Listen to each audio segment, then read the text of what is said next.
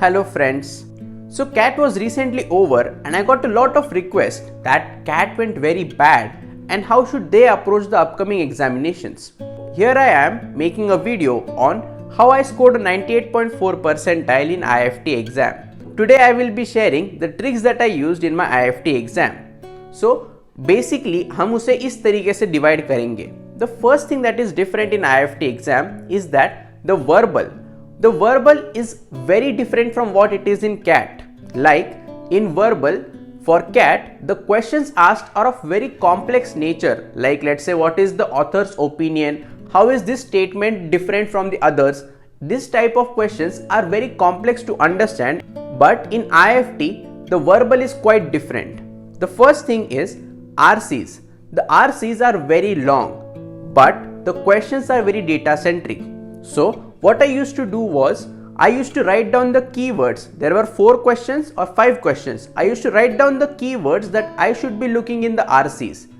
Whenever I used to find that keyword in the RC, I would say, okay, now this question might be there. The answer might be there in the passage. I used to then look for the answer. This way, I could skim through the whole passage and also save a lot of time because RCs will be twice as longer as that from the CAT paper. So one thing is done by using keywords. The second thing is the verbal ability. The verbal ability is completely different again from the VARC of CAT. How it is? They will be asking synonyms, antonyms, figure of speech, and in this way you can understand that you will have to prepare for these type of verbal ability or go for the past paper of IIFT and see how the questions were asked. You can prepare from the Barrons 333 words. That link for that I will put in the description. Now the DILR. The DILR of IIFT is way different from the DILR of CAT. Like the sets that you used to see in the CAT paper was like you have to think of lot of different ways that how the set will be opening up. But in IIFT it is not. In IIFT you will get a completely distinct DI and a completely distinct LR. For DI, you will get a lot of data and you will have to actually solve for the mean, the percentage increase and all of these values which will be just calculation intensive. There is no calculator provided, so you should be very good with numbers. If you can calculate the values in DI, it will be a very easy set to solve. Same goes for LR. For LR, you will be asked the questions on how the sitting arrangement is, the floor based questions, all these type of questions for which you can practice from the bank examination sites. Some of the sites I will put in the description box. Now comes the section which is GK. For GK you might have not started the whole preparation. The easiest way to go about it is there are 2 types of GK that could be asked. One is the static GK and the second will be current affairs GK. Now for the static GK the questions could be which is the longest river in the world, or which is the river that passes through Madhya Pradesh or Rajasthan. In those ways the static questions are vast questions, but they are only 20% of the questions or even less.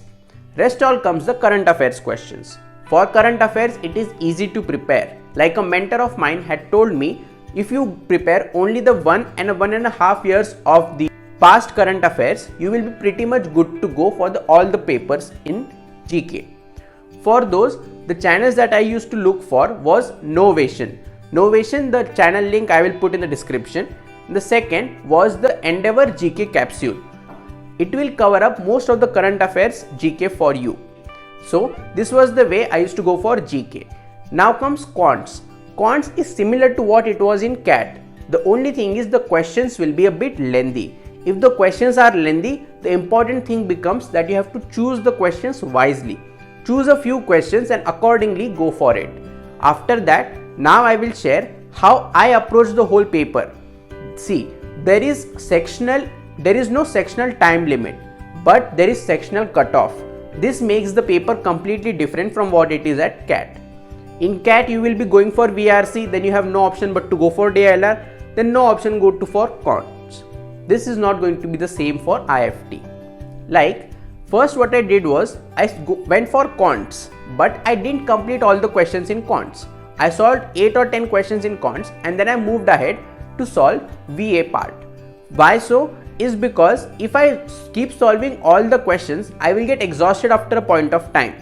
The next target was to make sure that you get cutoffs cleared for all the sections.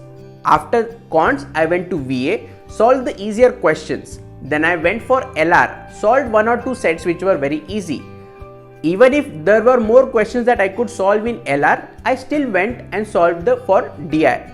Why is this so? Is because if there is an easy section, you can surely come back to it and solve it again. But instead, if you keep on solving it, after a point of time, the panic will hit that some of the sections are completely remaining. For this to avoid, you will do certain number of questions in each section, and then after that, whichever section you found out to be the easiest, solve those questions more so that you can maximize the total score. This way, you can ensure that the sectional cutoff for all the sections is cleared and you get the overall score which is very high. This way, I solved the whole paper for IIFT and got a 98.4 percentile. अगर आपको कोई भी doubts हो IIFT और या फिर और भी प्रिपरेशंस के बारे में, do comment below.